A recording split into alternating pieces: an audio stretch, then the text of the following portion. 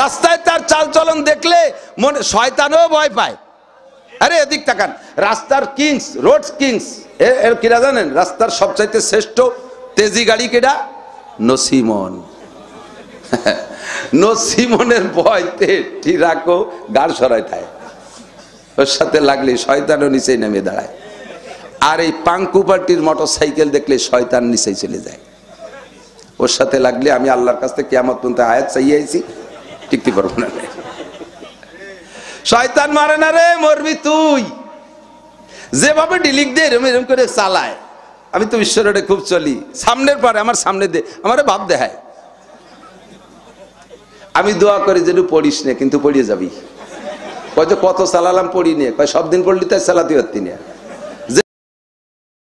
বাড়ি সব ঠিক আছে, মসজিদি হালাত ভালো না। বাড়ি দামি পায়খানা, পায়খানা বানাইছে 3 লক্ষ টাকা দিয়া, মসজিদি ছাদ দেবে সে জায়গা টাকা চালি। হ্যাঁ পাইছে তো খালি আমারে, খালি উনারে পাইছে। আল্লাহ যদি খেপে রাইগে যায় তোমারে আগায় ছাড়িয়ে দেবে। তোর পায়খানার মধ্যে 3 লাখ আর আমার মসজিদের তাল দিয়ে পানি পড়ে, তোর ওই পায়খানায় পায়খানা করতে দেবো না, তোর পোস্টিং করে দেবো। কিছুদিন থাকবি হাসপাতালে, তারপরে থাকবি জেলখানায়, ওই জায়গাতে মরে কবরস্থানে। তোরে বাড়ি আর রাখতে ঢুকতে দেবো না। পায়খানা পায়খানা বানায়, মসজিদ বানাও না। দুনিয়ার সব জায়গার টাকা চলে, মায়ের খালি হুজুরির। হুজুরির বেতন কত? 4000 টাকা। 4000 টাকায় কি হয়? এ জামানে 4000 টাকা বাঁচা যায়? মরাও যায় না, মূর্তিও 4000 টাকার বেশি লাগে। কতক্ষণ? কাপড়ের কাপড়, বাঁশ টাস সবকিছু কিনিয়ে 4000 টাকা একক তো মরা হবে। মূর্তি হচ্ছে বেশি লাগে, হুজুরের চেয়ে বাঁচা তো দূরের কথা, মরার টাই দেবে না।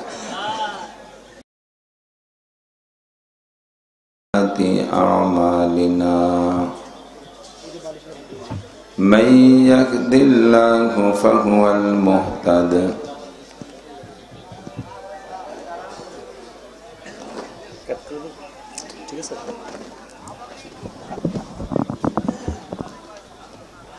ومن يضلل فلن تجد له وليا مرشدا ونشهد أن لا إله إلا الله وحده لا شريك له ونشهد أن سيدنا وسندنا وحبيبنا وطبيب قلوبنا ومولانا محمدا عبد الله ورسوله صلى الله تعالى عليه وعلى آله وأصحابه وبارك وسلم تسليما كثيرا. أما بعد فأعوذ بالله من الشيطان الرجيم. بسم الله الرحمن الرحيم. وما الحياة الدنيا إلا قليل وإن الدار الآخرة لهي الحيوان لو كانوا يعلمون. ثم قال الله تعالى: من عمل صالحا فلنفسه ومن أساء فعليها. وقال النبي صلى الله عليه وسلم: الكيس من دان نفسه وعمل لما بعد الموت والعاجز من أتبع نفسه هواها وتمنى على الله. سبحانك لا علم لنا إلا ما علمتنا إنك أنت العليم الحكيم. جزى الله عنا محمدا ما هو أهله سبحان الله وبحمده سبحان الله العظيم رب اشرح لي صدري ويسر لي أمري واحلل عقدة من لساني يفقه قولي رب زدني علما اللهم أرنا الحق حقا وارزقنا اتباعه وأرنا الباطل باطلا وارزقنا اجتنابه সকলে বলি আমিন। নবী পাক সাল্লাল্লাহু আলাইহি ওয়াসাল্লামের আগমনের মাস এবং নবী পাক সাল্লাল্লাহু আলাইহি ওয়াসাল্লামের ইন্তেকালেরও মাস। রহমতে আলম নবী সাল্লাল্লাহু আলাইহি ওয়াসাল্লামের ওসিলাই আমাদের দুনিয়ায় আসা ও যাওয়া। কাজেই নবী পাক সাল্লাল্লাহু আলাইহি ওয়াসাল্লামের শানে সকলে অন্তর থেকে মোহাব্বতের সাথে কমপক্ষে একবার দুরুদে ইব্রাহিমী পড়ে নেই, আল্লাহর রহমত 10 গুণ বেড়ে যাবে। আল্লাহুম্মা সাল্লি আলা মুহাম্মাদিন ওয়া আলা আলি মুহাম্মাদ কামা সাল্লাইতা আলা ইব্রাহিম ওয়া আলা আলি ইব্রাহিম ইন্নাকা হামিদুম মাজিদ। اللهم بارك على محمد وعلى آل محمد كما باركت على إبراهيم وعلى آل إبراهيم إنك حميد مجيد।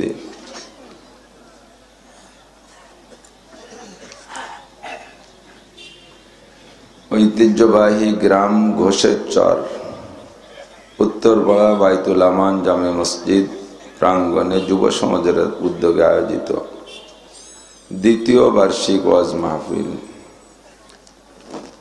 অধ্যকার মাহফিলের সম্মানিত সভাপতি, প্রধান অতিথি, বিশেষ বক্তা এবং এ অঞ্চলের অনেক অনেক ওলামায়ে কেরাম, মসজিদের সুযোগ্য ইমাম ও খতিব সাহেব, মহল্লার মুসল্লিয়ানে কেরাম, প্রাণপ্রিয় যুব সমাজ, আমার অত্যন্ত প্রাণপ্রিয় গোপালগঞ্জের সর্বশ্রেণীর মুসলমান বাপ ও ভাইয়েরা, এ অঞ্চলের রাজনৈতিক নেতা নেতৃবৃন্দ, আমাদের খেদমতে থাকতে পারেন পুলিশ প্রশাসনের ভাইয়েরা, বয়ান শুনতে এসেছেন পর্দার আড়ালে বসে থাকা মা ও বোনেরা, দামি মাসের দামি সময় আল্লাহ পাক রব্বুল আলামিনের শাহী দরবারে আমাদের পক্ষ থেকে পাঠাই অসংখ্য শুকর। প্রাকৃতিক দুর্যোগ, বর্ষাকাল, বৃষ্টি হওয়াটাই স্বাভাবিক। চতুর্দিকে বৃষ্টি হয়েছে, এখানেও দিনের বেলা দুপুর পর্যন্ত বৃষ্টি ছিল। রব্বুল আলামিন তার অপরিসীম ক্ষমতা বলে বিকেল বেলা আবার আমাদের জন্য আবহাওয়া অনুকূল করে দিয়েছেন। সেই সুবাদে খোলা মাঠে বসে আমরা এতক্ষণ কিছু হিদায়তি কথা বলতে শুনতে সুযোগ পেলাম, শুকর আদায় করি আলহামদুলিল্লাহ। আপনারা আমরা একই সমাজের মানুষ, আমিও গোপালগঞ্জি, আপনারাও গোপালগঞ্জি, শুধু ইউনিয়নের পার্থক্য, আমরা একই সমাজ নামাজে চলাফেরা করি। ভাষা, খাদ্য, খোরাক, পারিবারিক ব্যবস্থা সব আমাদের একই রকম।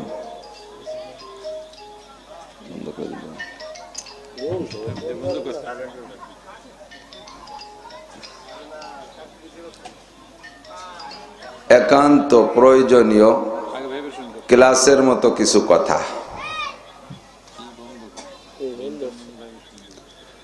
সৌদি আরব থেকে আমাদের সারা দুনিয়ায় ওয়াজ আসছে। ওয়াজের মূল মার্কাজ, ক্যান্টনমেন্ট, কারখানা, খনি, ইন্ডাস্ট্রিজ যা বলি, মূল হলো সৌদি আরব, মক্কা, মদিনা।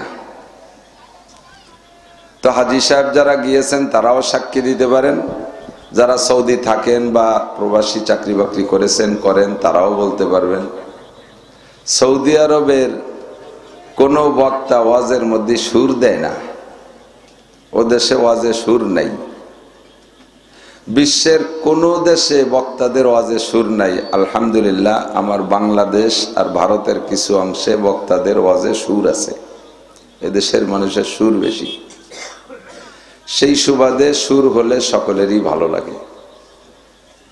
বাকি সুরের ভিতরে শুনতে মজা লাগে, কিন্তু জরুরি কথাগুলো ইয়াদ হয় কম। স্কুল, কলেজ, ইউনিভার্সিটি, জেনারেল শিক্ষা প্রতিষ্ঠান বলেন, মাদ্রাসার ক্লাস বলেন, এই ক্লাসের ভিতরে পড়াপড়ির মধ্যে সুর নাই। ওখানে জাস্ট পড়া হয়, ছাত্ররা নীরবে শোনে, শেখে। তারাও ক্লাস করে, আমরা বক্তারাও মাঠে ময়দানে একটা ক্লাস করি। স্কুল, কলেজ, মাদ্রাসার শিক্ষা প্রতিষ্ঠানের ছাত্রদের উন্নতি অগ্রগতি আছে, কিন্তু আমার এই ক্লাসের ছাত্রদের কোনো উন্নতি অগ্রগতি দেখতেছি না। খুব একটা ভারী একটা না, ভালোই কম। কারণ আছে, কারণ হলো সেখানে ক্লাসের একটা টাইম আছে। যত ভালো প্রফেসর হোক না কেন, 35-40 মিনিট বা 45 মিনিটের একটা পিরিয়ডে উনি সীমিত টাইমে বলে পড়ায়।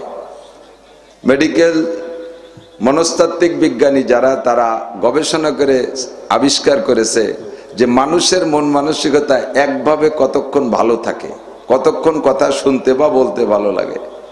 এইটাই গবেষণা করে ওনারা বের করছে যে 35 থেকে 40 মিনিটের ভিতরে মানুষের মন মানসিকতা ভালো থাকে, যা বলে তা শুনতে আগ্রহী থাকে। এই জন্য আমাদের ক্লাসের টাইম বন্টন করা হয়েছে এভাবে 40 মিনিট। এই হলো এক সুবিধা। 2 নম্বর, ওখানে উন্নতির একটা কারণ। আরেকটা কারণ হলো সারা বছর ধরে কি পড়লো, ভালো হলো না মন্দ হলো, মাঝে মাঝে 3-4 মাস পর পর একটা পরীক্ষা দিয়ে ছাত্রদের যোগ্যতা যাচাই করা হয়। কম থাকলে পানিশমেন্ট, কম থাকলে রেজাল্ট খারাপ, তা নিয়ে একটু ভৎসনা দিলে আবার সামনে পড়ার জন্য আগ্রহী হয়। 2 কারণে ও জগতের লেখাপড়া, ও জগতের ছাত্রদের উন্নতি আছে। কিন্তু আমার এই ক্লাসের প্রফেসরদের টাইম বান্ধা নাই যে হুজুর ভালো করতে পারে, হুজুর আপনি এখন থেকে ফজর পর্যন্ত যতক্ষণ পারেন। একদিক দিয়ে পড়াবো আর একদিক দিয়ে ভুলতে থাকবে। শেষ পর্যন্ত কি বলছি কিছুই মনে নাই। হুজুর খুব কান্নাকাটি করছে, হুজুর খুব হাসাইছে, আনন্দ দিছে, এই কথাগুলোই মনে থাকে খালি। 2 নম্বর হলো আমার এখানে কোনো পরীক্ষা নাই। না থাকার কারণে গত বছরও ছাত্রদের যে চেহারা, এবারও সেই চেহারা। গত বছরও যে ধরনের চুল, এবারও সেই চুল। গত বছরও যার দাড়ি নাই, এবারও তার দাড়ি নাই। গত বছর বিড়ি খায়, এবারও খায়। গত বছর নামাজ পড়ে না, এবারও পড়ে না। গত বছরও সুদ খায়, এবারও খায়। মাঝে মাঝে যদি এটা পরীক্ষা নিতাম তাহলে মোটামুটি একটু কম বেশ হতো, আশা করা যায়। তো এই 2 সমস্যা, তো আমরা আজকের সমস্যার থেকে একটু উঠে আসবো ইনশাআল্লাহ। পাক্কা প্রস্তুতি নেই, পরীক্ষা যদিও উস্তাদের কাছে দেওয়া লাগতেছে না, কিন্তু কিয়ামতে একটা পরীক্ষা আমাদের হবে কি হবে না? কবরে আমাদের পরীক্ষা হবে কি হবে না? পরিষ্কার হাদিসে আছে, ক্বালা নবী সাল্লাল্লাহু আলাইহি সাল্লাম, ইজা উদিয়াল আবদু ফি কবরিহি, বান্দাকে যখন কবরে রাখা হয়, শুনতেছেন? শুনতেছেন? আমার একান্ত আপন মনের সম্পূর্ণ আবেগ এবং মনের সবচাইতে প্রিয় কথাগুলো আপনাদের কাছে বলারই আমার ইচ্ছা নিয়ে আসি। দূরে যাই, সারা বাংলাদেশ ঘুরি, মজলিস যেমন সেখানে সেভাবে গরম করে চলে আসি, কিন্তু আপনদের কাছে তো সেভাবে চলে না। আপনাদের কাছে একান্ত জরুরি কথাগুলো বলারই ইচ্ছা রাখি। সুর হোক আর না হোক, রস হোক আর না হোক, গুড় হলি হলো, নাকি কন? যে আখে রস বেশি সে আখে গুড় কম, গ্যান্ডারি কুশরি। ওইদিকে গুড় বানায় নাকি? ও গালে খাইয়ে বেলায় দেয়। আর খাইল কুশরির রস কম, কিন্তু গুড় হয় ওতে, চিনিও তাতে হয়, ঠিক না? রস কম হলেই গুড় বেশি হয়। তো সাবধান, খেয়াল রাখবেন। আল্লাহ নবী বলেন, যখন মানুষকে কবরে রাখা হয়, আপনার প্রথম পরীক্ষার হল কবর। প্রথম পরীক্ষার হল ইজা উজিয়াল আবদু ফি কবরিহি, বান্দাকে যখন কবরে রাখা হয়, আতিহি মালাকান, এই পরীক্ষার জন্য 2 জন হল নেগরান, হল সুপার আসবে 2 জন, পরীক্ষা নেওয়ার জন্য 2 জন পাঠাবে আল্লাহ তাআলা। আতিহি মালাকান, 2 জন ফেরেশতা। 2 জন কি? একটু মাস্ক করি, 2 জন আওয়ামী লীগের নেতা, বিএনপির নেতা, ছাত্রলীগের 2 জন, যুবলীগের 2 জন, ছাত্র দলের 2 জন, জাতীয় পার্টির কেউ, আমাকে গোবরডাঙ্গার হুজুর। ইয়াতিহি মালাকান, এরা কোনো ঘুষ খাইয়ে চুপ করে উল্টো পাল্টা লেয় না, এদের কোনোটা যে ভুলানো যায় না, যা পাবে তাই লিখবে। কথা কন? ইয়াতিহি মালাকান, দুইজন ফেরেশতা আসবে, তাদের নাম হলো মুনকার নাকির। মুনকার নাকির। আর কাঁধে যে দুইজন সারা জীবন ভরে লাগছে তাদের নাম কেরামান কাতিবিন, সম্মানিত লেখক। এরাও মিথ্যে কথা লেখে না, ওনরাও মিথ্যে রিপোর্ট সংগ্রহ করবে না, যা বলবেন তাই। ফায়াতিহি মালাকান ফায়ুজলিসানিহি, দুইজন এসে আপনাকে বসাবে কবরে, দুইজন এসে কবরে বসাবে। যদি আমি আপনি এই স্বাভাবিক বডি নিয়ে কবরে যেতে পারি তাহলে হাদিসে আসছে হুবহু এই বডিটাকেই বসাবে। আর যদি এই বডি নিয়ে যেতে না পারি, মৃত্যু যদি অন্যভাবে হয়, আগুনে পুড়ে ছাই হয়ে গেছে, সাগরে ডুবে গেছে, বাঘে খেয়ে ফেলছে, তার বডি নাই, তখন তার বসাবসিটা হবে রূহের সাথে। আসল মানুষ তো বডি না, কতক্ষণ? আসল মানুষ রূহ। আমার এই বডি আছে, প্রেসিডেন্টের বডি আছে, প্রধানমন্ত্রীর বডি আছে, আমাদের সকলের বডি আছে। যতক্ষণ পর্যন্ত ভিতরে রূহ আছে অতক্ষণ পর্যন্ত আমাকে আমার কথা জিজ্ঞেস করে, এ নাসির সাহেব কি আসছে? ঢাকা থেকে কি বক্তা হুজুর আমক হুজুর হাফিজুর রহমান সাহেব আসছে? আমাদের উপজেলা চেয়ারম্যান সাহেব কি আসছে? যতক্ষণ রূহ থাকবে। যদি ঢাকায় মারা যায় তখন ওই মানুষটাই গাড়িতে আসে, তখন জিজ্ঞেস করে কি কয়ে, এ লাশ কি আইছে? কতক্ষণ না কি কয়? অথচ সেই মানুষটাই আসছে, বডি সেইডে আসলো। আগে আসলে বলতো উপজেলা চেয়ারম্যান আসছে, এমপি সাহেব আসছে, মাস্টার সাহেব আসছে, চেয়ারম্যান সাহেব আসছে, মৌলানা সাহেব আসছে, আর সেই মানুষটাই আসলো। এবার জিজ্ঞেস করে লাশ কি আসছে? তাহলে বোঝা গেল যা থাকার কারণে আমাকে মানুষ বলতো তা এই বডি না, তা অন্য কিছু, সেটা হলো রূহ। সেটা কি? যা মুআমালা কথাবার্তা। যুবক, প্রাণ প্রিয় যুবক, মন খুলে শুনবা, শোনা, নড়াচড়া করো না, এদিক সেদিক এলোমেলো দেখতেছি, চলে আসো এখানে। ইয়াতিহি মালাকান, দুইজন ফেরেশতা এসে রূহকে বসাইবে, অথবা বডির ভিতরে রূহ দিয়ে তাকে বসাবে ফেরেশতা। ফায়াসআলানিহি, দুইজন ফেরেশতাই তাকে জিজ্ঞেস করবে। এক নম্বর প্রশ্ন, মার রব্বুকা, তোমার রব কে? রব তোমার কে? ওমা দীনুকা, ধর্ম তোমার কি? বিশ্বাস হয়? জিজ্ঞাসা হবে? পাক্কা বিশ্বাস করেন, নইলে উপায় নাই। দুনিয়ার কোন জজের সামনে যে প্রশ্নের জবাব দিতে ভালো ভালো বিটা মানুষ জিহ্বার রস থাকে না, পুলিশে ধরলে ভালো ভালো মানুষ, তাগড়া তাগড়া জোয়ান মানুষ জিহ্বার রস থাকে না। অনেকে পুলিশে দেখে পেশাব পায়খানা পর্যন্ত করে দেয়। ফেরেশতার সামনে উপায় নাই, জিজ্ঞাসার জবাব দিতে হবে। মার রব্বুকা, রব তোমার কে? রেডি হয়ে যান বাবা। ওমা দীনুকা, ধর্ম তোমার কি? ওমান হাদার রাজুলুল্লাযী বুইসা ফীকুম, তোমাদের মাঝে পথ প্রদর্শক হিসেবে, বক্তা হিসেবে, নবী হিসেবে যেই লোকটাকে প্রেরণ করা হয়েছিল তার সাথে কি তোমার কোনো সম্পর্ক আছে? চেনো? চেনো তাকে? যদি আপনি ইমানদার হয়ে থাকেন, আল্লাহওয়ালা হয়ে থাকেন, নবীর সুন্নাতের পাবন্দি করে থাকেন, তখন আপনি সহজে জবাব দিতে পারবেন। যখন জিজ্ঞেস করবে মার রব্বুকা, রব তোমার কে, আপনি বলবেন রাদিতু বিল্লাহি রব্বান, বলেন, অথবা বলবেন রব্বি আল্লাহ, রব আমার কে? অবিল ইসলামি দীনান, ধর্ম আমার ইসলাম। আর কোন ধর্ম আছে? ইন্নাদ দীনা ইনদাল্লাহিল ইসলাম।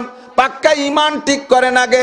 অনেক মুসলমান আছে মাঝে মাঝে আমার কাছেও জিজ্ঞেস করে, আমার কাছেও বলে, বলার বাচন ভঙ্গি, জিজ্ঞাসার বাচন ভঙ্গিতে তার ভাব অর্থ অন্যরকম বোঝা যায়। জিজ্ঞেস করে, হুজুর আল্লাহ তো সবাইরে বানাইছে, হিন্দুদের হিন্দু বানাইছে, খ্রিস্টানকে খ্রিস্টান বানাইছে, ওরাও তো কিছু ইবাদত বন্দেগী ভালো কাজ করে, আল্লাহ কি একেবারে ওকে কিছু দেবে না? ওকে ধর্ম কি একেবারেই কিছু না? তাতে বুঝাইতে চায় যে উনি দাবি করে যে আমরা বলে দেই যে হ্যাঁ ওদের ধর্ম আল্লাহর কাছে কিছু না কিছু গ্রহণযোগ্যতা রাখে, উনি সেই পক্ষে। এতটুক মনোভাব যার আছে, হিন্দুদের ধর্ম একটা ধর্ম, তারও বিনিময় আল্লাহ দেবে, খ্রিস্টানদের ধর্ম তারও বিনিময় আল্লাহ দেবে, ইহুদ নাসারাদের ধর্ম তারও বিনিময় আল্লাহ দেবে, এমন বিশ্বাস আপনার থাকলে আপনি এখনো মুমিন হতে পারেন নাই, মুসলমান হইতে পারেন নাই। আপনার ইমানের মধ্যে কমতি আছে, আপনি এক্ষুনি তওবা করে পড়ে ফেলেন লা ইলাহা ইল্লাল্লাহ মুহাম্মাদুর রাসূলুল্লাহ ইন্নাদ দীনা ইনদাল্লাহিল ইসলাম। ধর্ম বলতে একমাত্র আল্লাহর কাছে কি ইসলাম ছাড়া অন্য ধর্ম যারা পরিমাণ গ্রহণযোগ্যতা রাখবে না মালিকের কাছে। কবরে আপনাকে জবাব দিতে হবে দীনি আল ইসলাম অবিল ইসলামী দীনান। 2 নম্বর প্রশ্নের জবাব অবিল ইসলামী দীনান। 3 নম্বর প্রশ্নের জবাব কোন রিওয়ায়াতে আসছে যদি ইমানদার হয় নবী পাকের ছবিটা কবরে বসে দেখতে পারবে। পাগল হয়ে বলবে হাজা নবী ওয়া হাজা সাইয়্যিদি ওয়া হাজা রাসূলি, এই তো আমার নবী যায়, এই তো আমার রাসূল, এই যে আমার নেতা। পাগল হয়ে যাবে। আরশে আজিমের মালিক আসমান থেকে ডেকে বলবে, আল্লাহ পাক রব্বুল আলামিন ওই ফেরেশতাদেরকে ডেকে বলবে ইয়া মালাইকাতি, হে আমার ফেরেশতা মণ্ডলী, সালতুমা আবদি, তোমরা আমার বান্দাকে প্রশ্ন করেছো, ফাজাবাত জওয়াবাতান সহিহা, সে সঠিক জবাব দিয়েছে, কাজেই তাকে কবরের জিন্দেগিতে 3টে পুরস্কার দিয়ে দাও। আমার দিক 1 নম্বরে আলবিসুহু মিনাল জান্নাহ, একটু কয়ে বলেন সুবহানাল্লাহ।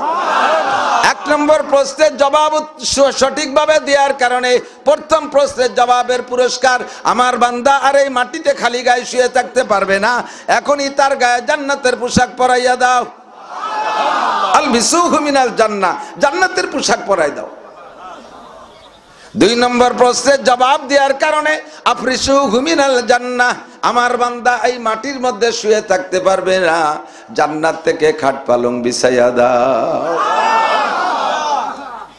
3 নম্বর প্রশ্নের জবাব দিয়েছে কাজী আফতাহু লাহু বাবান ইলাল জান্নাহ, আমার বান্দার কবরের সাথে জান্নাতে একটা দরজা খুলে দাও। হাদিসে আছে ফায়ুফতাহ, সঙ্গে সঙ্গে খুলে যাবে, জান্নাতের সাথে আপনার দরজা খুলে যাবে কবরে। একটু কোন সুবহানাল্লাহ, একটু লোভ হয় এরকম একটা কবর পেতে চান? তাহলে আপনাকে এই 3টে প্রশ্নের জবাব নিয়ে যেতে হবে। যদি মনে না থাকে একটা কাগজে লিখে নিয়ে যান, দেখে পড়িয়ে কইয়েন। কাগজে স্বর্ণের প্লেটে লিখে নিয়ে গেলেও পড়তে পারবা না। যদি 3টে কথার পর তোমার পাক্কা ইয়াকিন না থাকে, 3টে কথার পর তোমার যদি আমল না থাকে, রবকে রব বলে স্বীকার, রব আমার কে? রবের মানে কি? প্রতিপালক। রবের মানে প্রতিপালক। প্রতিপালকের মানে অল এভরিথিং। যখন যা যে সিজনে যখন যেমন যে বয়সে যেটা দরকার সেই বয়সে সেই সময় সেইটা পরিবেশন করতে পারে যিনি, তিনি হলেন রব। প্রেসিডেন্ট পারবে? এ পারবে? এটা প্রধানমন্ত্রী পারবে? সারা দুনিয়ার কোন ডাক্তার ইঞ্জিনিয়ার বিজ্ঞানী পারবে না। যাকে যখন যেটা দেওয়া দরকার তখন তাকে সেইটাই আল্লাহ পাক দিয়ে থাকে। সিজনালি ফল এক এক সিজনে এক একটা। মেডিকেল সায়েন্সের ডাক্তাররা আবিষ্কার করেছে এই সিজনে এই ফল খাইলে এই রোগের থেকে মুক্তি পাওয়া যায়। এর কারণে আল্লাহ তাআলা সেই সিজনে সেই ফল দিয়েছে, আর এক সিজনে আর এক ফল, আর এক সিজনে আর এক ফল, এমন করে পার্থক্য করে দিয়ে মানুষকে সুন্দর করে লালন পালন করতে পারেন যিনি, তিনি হলেন আমাদের রব। মায়ের পেটে থাকা অবস্থায় কি খাইছেন জানেন? মায়ের পেটে থাকা অবস্থায় মায়ের মাসিকের রক্ত খাইছেন। সবাই, লজ্জা শরমের কিছু না, আমিও খাইছি। বাচ্চা পেটে আসার আগে মাদের প্রত্যেক মাসে যে রক্তটা ক্ষরণ হইতো, আরবিতে বলে হায়েজ, বাংলায় বলে মাসিক স্রাব। বাচ্চা গর্ভে আসার পরে এই রক্তটা আর ক্ষরণ হয় না যতদিন পর্যন্ত বাচ্চা পেটের থেকে বেরিয়ে না আসে। যায় কোথায় এই রক্ত? এই রক্ত দিয়ে আল্লাহ তাআলা মানুষকে পেটের মধ্যে বড় করে। ওই রক্তের বিকল্প নাই ওখানে, ওই ছাড়া অন্য কোনো কিছুতে তারা লালন পালন করা যায় না। আবার রক্ত নাপাক, এই নাপাক জিনিস আল্লাহ মুখ দিয়ে খাওয়াবে না, কারণ মুখ আলো পাক, মুখে রেখেছে পাক। আর রহমান আল্লামাল কুরআন খলাকাল ইনসান আল্লামাহুল বায়ান, এই জবান দিয়ে আল্লাহ পাক রব্বুল আলামিন আমাকে আপনাকে সুন্দর সুন্দর কথা বলাবে। জবান দিয়ে আল্লাহর জিকির হবে, জবান দিয়ে কালামে পাক তিলাওয়াত হবে, জবান দিয়ে কলেমা পড়া হবে, জবান দিয়ে আল্লাহ আল্লাহ বলা হবে, জবান দিয়ে সত্য কথা বলা হবে। এই জবানটা অত্যন্ত পবিত্র, যার কারণে আল্লাহ পাক রব্বুল আলামিন পেটে রাইখা ওই নাপাক রক্ত বান্দার মুখ দিয়ে খাওয়াই নাই। ও আমার গোশের সারেন প্রাণ প্রিয় যুবকরা, আল্লাহ পাক তোরে বড় বানাইছে মায়ের পেটের মধ্যে রাইখা, মায়ের পচা রক্ত দিয়া, তবুও সেই রক্ত তোর মুখ দেখাওয়াই নাই। তোর মুখখান আল্লাহ পেটের মধ্যে পাক রাখছে। দুনিয়ায় আসার পরে ওই মুখ দিয়ে গাজায়া বা ফেন্সিডিল ঢুকাইস না। এদিকের যুবকরা তো গাজায়া বা খাই না, দাঁত মাইজে কুলিয়ে দিয়ে ওযু বানাই ফেলাইছে, চাইলিয়ে ফেলাই দেয় খাইয়ে। বাগান নাপাক করে ফেলাইছে, পাট তো কাটি ফেলাইছে, পাট থাকাকালে পাটের মধ্যে খালি ধুমো ধুমো গন্ধ। আমি মাঝে মাঝে ঘাস কাটতে যাই আমার বাড়ির পাশে, যাই দেখি যে সেই সিগারেটের প্যাকেট। তারপর কিষেনকে জিজ্ঞেস করি এগুলো কি, কয় বসবেন না। কি বসবো না মানে, কগুলো মাল খাইছে। খায় না খায় না। এ দোস্ত, মায়ের পেটে রাইখা তোমার জবানটা আল্লাহ পাক রেখেছে। দুনিয়ায় তুমি আইসা নাপাক করো না।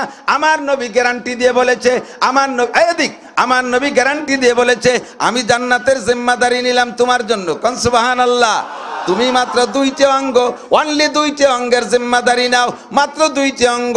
শরীরে অনেক অঙ্গ আছে, 2টি অঙ্গের জিম্মাদারি নাও। আমি তোমার জান্নাতের জামিন হয়ে গেলাম। নবী যদি কের জান্নাতের জামিন হয়ে যায়, ওর কি জান্নাত নিয়ার চিন্তা আছে? মাননীয় প্রধানমন্ত্রী যদি কের চাকরির দায়িত্ব নেয়, তার কি চাকরি মিস হওয়ার সম্ভাবনা আছে? প্রধানমন্ত্রী যদি কের ভ্যানে ওঠে, চাকরি দেওয়ার ওয়াদা না করলেও খালি তার ভ্যানে উঠছে, তাতেই আর বসে চাকরি হয়ে গেছে, ঠিক না? তাহলে প্রধানমন্ত্রী চাকরির দায়িত্ব নিলে যেমন বাংলাদেশের চাকরি মিস হওয়ার সম্ভাবনা নাই, আমার নবীও যদি তোমার জান্নাতের জিম্মাদারি নেয়, নিশ্চয়ই তুমি জান্নাত পাইবা, কোনো সন্দেহ নাই। মাত্র অঙ্গ 2টা। কয়টা? 2টা অঙ্গের জিম্মাদারি নাও। 1 নম্বরে মা বাইনা লাহিয়াইহে, 2 নম্বরে মা বাইনা রিজলাইহে। 1 নম্বরে তোমার 2 মাড়ির মাঝখানে একটা অঙ্গ, নাম তার জিহ্বা। জিলমুখু সগীর, বডিতে ওইটা বড় ছোট, শরীরের অনেক অঙ্গের চাইতে জিহ্বা ছোট না? ওমা বাইনা রিজলাইহে, আর 2 রানের মাঝখানে আর একটা অঙ্গ, সেটাও বডিতে বড় ছোট, অনেকের চেয়ে ছোট। হাদিসে আছে আল্লাহ নবী বলেন, জিরমুহু সগীর ও জুরমুহু কবির। যদিও ওই 2জন ছোট, ওই 2টির আকাম বড় বড়, ওই 2টির অন্যায় সবচেয়ে, ঠিক কিনা? আরে হাদ্দে দাউদে কোপ দিলি কাইটা যায়, সেলাই করে মলম দিলি মিশে যায়। যারা হাতুস সিনানে লাহাল তিয়ামু ওয়ালা ইয়ালতামু মা যারা হাল্লিসানু, জিব্বে দে কোপ দিলি এমন কাটা কাটে, মরণ কাল পর্যন্ত মেটে না। গনে গনে মনে পড়ে, কয় তুই তো ভালোই দিচ্ছিস, কিন্তু তোরে দেখলি আমার সেই কথাটা মনে পড়ে, তুই সামনে আসিস না। লাখ লাখ টাকা দেওয়ার পরও সেই কথাটা বলে না। এমন মারাত্মক কথা 30 বছর আগে একটা কইয়ে তুইছে, 30 বছর পরে সামনে আইছে, তুই সামনে আসিস না, তোরে দেখলি মনে পড়ে। এ কথা ভুলাই যায় না। কতক্ষণ জিহ্বা বডিতে ছোট, এবং তার মধ্যে শরীরের অন্য সব অঙ্গের মধ্যে হাড় আছে, জিহ্বার মধ্যে হাড় নাই, ঠিক না? কেন জিহ্বার মধ্যে হাড় দেয় নেই?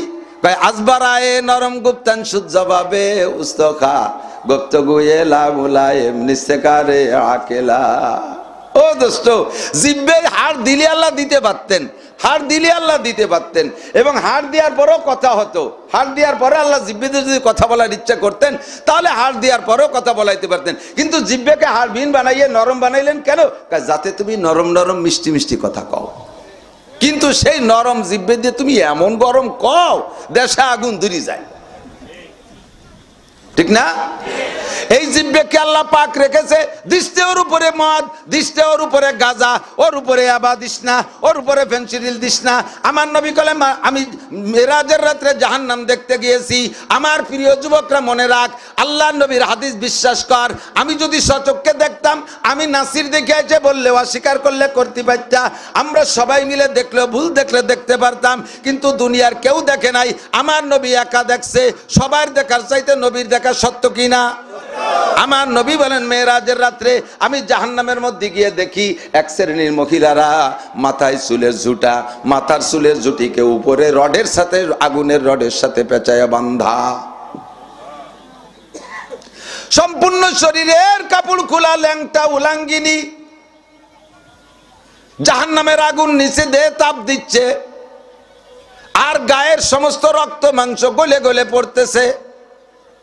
উদাহরণস্বরূপ আপনি যাইয়া দেখতে পারেন, এই যে আমাদের স্ন্যাক্স গুলো যেগুলো আছে রেস্টুরেন্ট, ওর ভিতরে গ্রিল পাকায় দেখছেন না, মুরগির গ্রিল ঢুকাই দিয়ে নিচে দিয়ে গ্যাসের আগুন তাপ দেয়, গড়ে আর তার গায়ে তেল গলে গলে পড়ে। ওরে ও তো লাস্টে পুড়িয়ে শুকাইয়া যায়, কিন্তু জাহান্নামের এই মহিলাগুলো শুকাচ্ছে না, গায়ের রক্ত মাংস খসে যাচ্ছে। এই উলাঙ্গিনী মহিলাদের শরম গায়ে পচা পুজ বের হইতে আছে। এ পুজ আসলো কোত্থেকে? লক্ষ লক্ষ বছর জাহান্নামে পুড়া দেওয়ার পরে এই মহিলারা চিৎকার মারছে, রব্বানা আশরিবনা শাইয়াম মিন মাইন বারিদ, ও আল্লাহ আগুনে তোর সহ্য হয় না, একটু ঠান্ডা পানি তুমি আমাদেরকে দাও। 70 লক্ষ বছর চিৎকার করার পরে এমন ঠান্ডা পানি দেবে, যেই ঠান্ডা পানি পান করার সঙ্গে সঙ্গে আগুনের মধ্যে থাকতে যে পরিমাণ কষ্ট হচ্ছিল তার চাইতে কষ্ট বেড়ে যাবে। গরমের চাইতে ঠান্ডাও কিন্তু কষ্টদায়ক কম না। আজ 8টা মাস গরম, 7 মাস গরম চলতেছে, সবার চেহারা টলটল করতেছে, কি সুন্দর। মাত্র পুষ মাসে যাইয়ে 6-7 দিন ধুমসা শীত, দেখবেন ফর্সা মানুষ পুড়িয়ে কাউর মতো হয়ে যায়। 7 মাস পর্যন্ত এত গরম, একটা খবর পাইলাম না যে গরমে মানুষ মরে গেছে। মারাত্মক শীত যখন 10-15 দিন পরে খবর আছে যে উত্তরবঙ্গে মরিয়ে সাপ হয়ে যাচ্ছে, বুড়ো একটাও নাই, বুড়োরা মরতেছে আগে। আদা বয়সী গুলো ইরিদান লাগাতে যায়, সে জায়গা কুড়া হইয়ে পড়ে রয়েছে, ঠিক না? তাহলে আগুনের চাইতে জাহান্নামের শাস্তিদায়ক যে ঠান্ডা তাও কম না। এমন পানি দিয়েছে খাওয়ার সঙ্গে সঙ্গে বড় শরীরটা জমে একেবারে বরফ হয়ে গেছে, এখন অস্থির লাগতেছে। ও আল্লাহ ঠান্ডা পানি চাইলাম, এ কি ঠান্ডা দিলা, এটা তো কষ্টদায়ক ঠান্ডা। রব্বুল আলামিন আশরিবনা শাইয়াম মিন মাইন হামিম, ও আল্লাহ এখন একটু গরম পানি দেন তো, তাহলে ঠান্ডা গরম মিশে মোটামুটি একটা ভাবে আসবে। কে বলার সাথে সাথে পাবে না। আবার 70 লক্ষ বছর চিৎকার মারবে, রব্বানা আশরিবনা শাইয়াম মিন মাইন হামিম, আল্লাহ একটু গরম পানি দেন। 70 লক্ষ বছর চিৎকারের পরে আবার আল্লাহ পাক গরম পানি দিবে। এই পানি প্রথমে খাইতে দেবে না, সুব্বু ফাকারা সিহিন্না হামিম, তাদের মাথায় গরম পানি ঢেলে দেবে। গরম পানি গায়ে লাগার সঙ্গে সঙ্গে বিশাল বিশাল ফুসকা ঠুসা পড়ে যাবে। এই ঠুসা পড়া সব পুজ। সুম্মা সুব্বু ফাকারা সিহিম হামিম, আবারও দ্বিতীয়বার তাদের মাথায় গরম পানি ঢেলে দেবে। দ্বিতীয়বার গরম পানি দেওয়ার পরে শরীরের সমস্ত ফুসকাগুলো ফাইটা পুজগুলো একটা ড্রেন দিয়ে একটা গর্তের মধ্যে জমা হবে। ওই গর্তের নিচে দিয়ে জাহান্নামের আগুন দিয়ে জাল দিবে, টকবক টকবক করতে থাকবে। এখনো খাইতে দেয় না গরম পানি, গরম পানি চাইছে, শুধু 2বার মাথায় পানি ঢেলে দিয়েছে। এই যে পুজ বের হইল, এই পুজ যাই একটা ড্রেনের মধ্যে জমা হইছে, ওই ড্রেনের নিচে দিয়ে জাহান্নামের আগুন দিয়ে জাল দিচ্ছে। দিতে দিতে দিতে দিতে এমন গরম হয়ে গেছে, সেই পুজের ভিতর দিয়ে আগুন উঠতেছে। এরকম দেখা যায় ওখান থেকে পেয়ালা ভরে দেবে, খাও তুমি গরম পানি চাইছো। ঠান্ডার যন্ত্রণায় ভিতরে ঠান্ডা লেগে গেছে, ওই গরম পানি ধরে চুমুক দিয়ে পান করবে।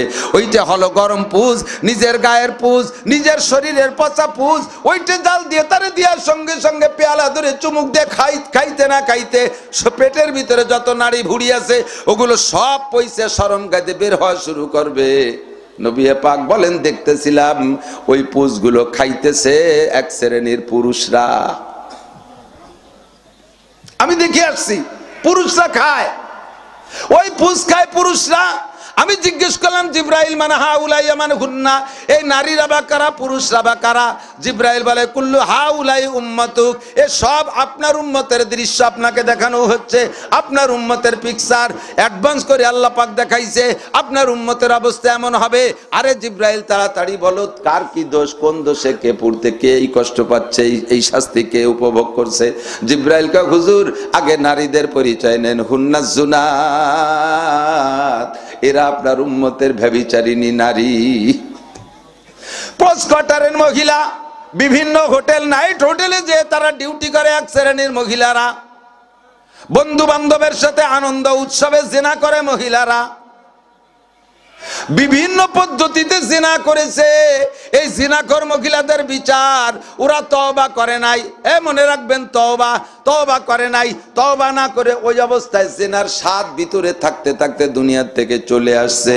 তাদের বিচার কোটি কোটি বছর এভাবে ঝুলন্ত থাকবে গ্রিলের মতো, আর এভাবে গলে গলে খসে পড়বে। এই হলো আপনার উম্মতের মহিলারা। আর খাইতেছে যারা, তারা পুরুষদের মধ্যে দুই দল। একদল হলো হুমুজ জানি, জেনাখোর পুরুষ, ব্যভিচার করেছে, জেনা করেছে, দর্শন করেছে, অপহরণ করেছে, পরনারীকে ইচ্ছায় অনিচ্ছায়, তার স্বেচ্ছায় হোক আর অনিচ্ছায় হোক, জোর করে হোক আর তার সাথে সম্পর্ক গড়ে হোক, তার সাথে জিনা করেছে। আর এই জিনার থেকে তওবা করে নাই, জিনার চাহিদা ভিতরে থাকতে থাকতে ইন্তেকাল করেছে। এই সকল পুরুষদের কোটি কোটি বছর শাস্তি হবে। তারা ওই নারীদের শরমগাদে বের হওয়া পচা পুষ খাইবে।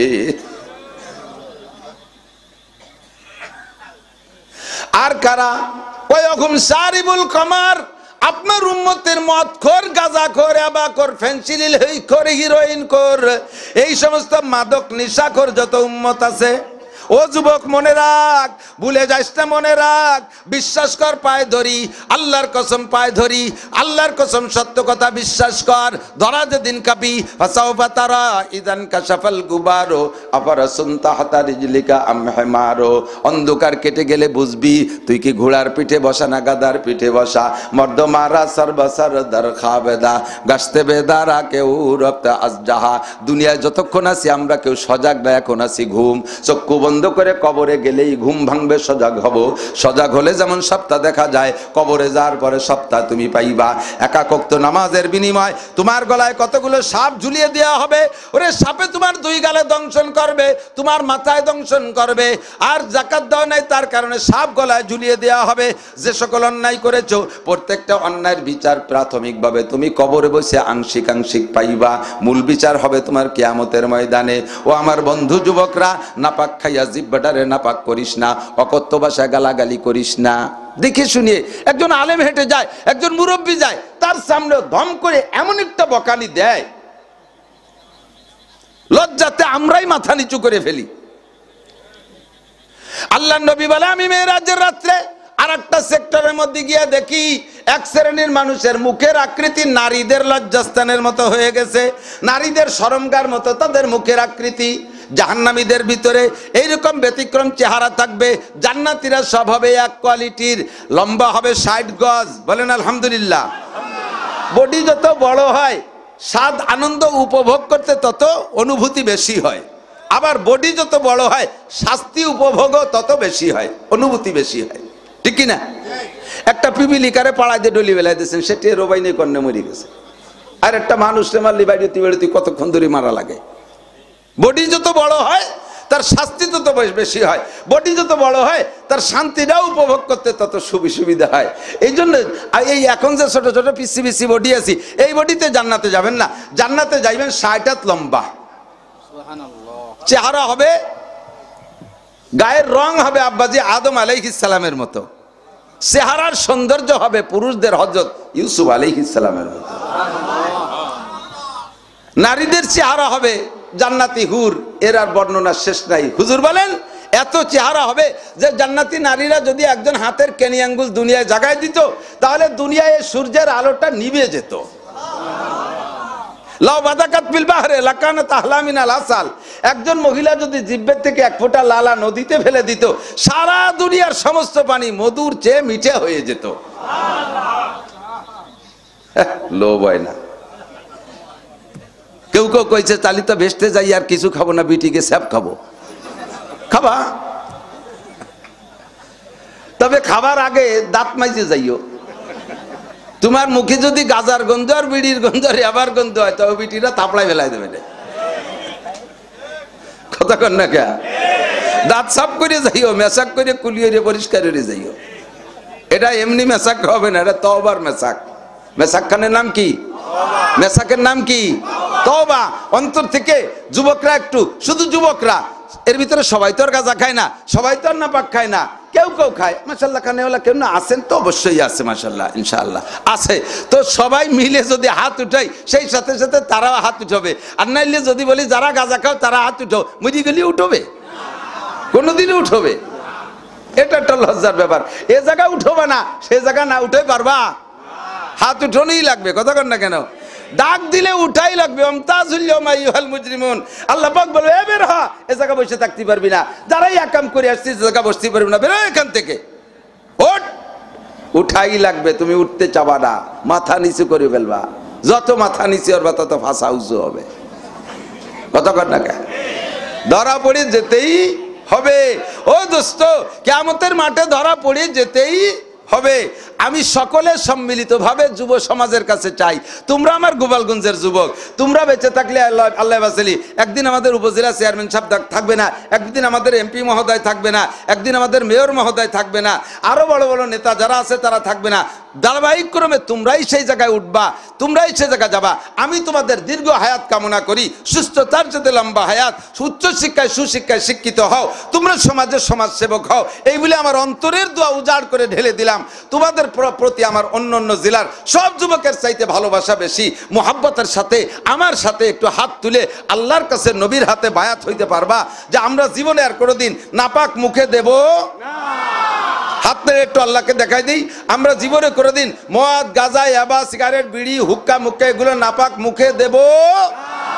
আল্লাহ তুমি হাতগুলো দেখেছো, এই হাতগুলোকে তুমি হেফাজত করো, এদের তওবাকে কবুল করে নাও। আল্লাহ তওবার বিনিময়ে তাদেরকে হাউজে কাউসার পান করাই দিও। মাশাআল্লাহ, ধন্যবাদ। লাউ বাযাকাত ফিল বাহর, যার যত বেশি নেকি ছিল তার তত বেশি নেকি হয়ে গেছে। কথা আসলে বলা লাগে, বলতে মজা লাগে।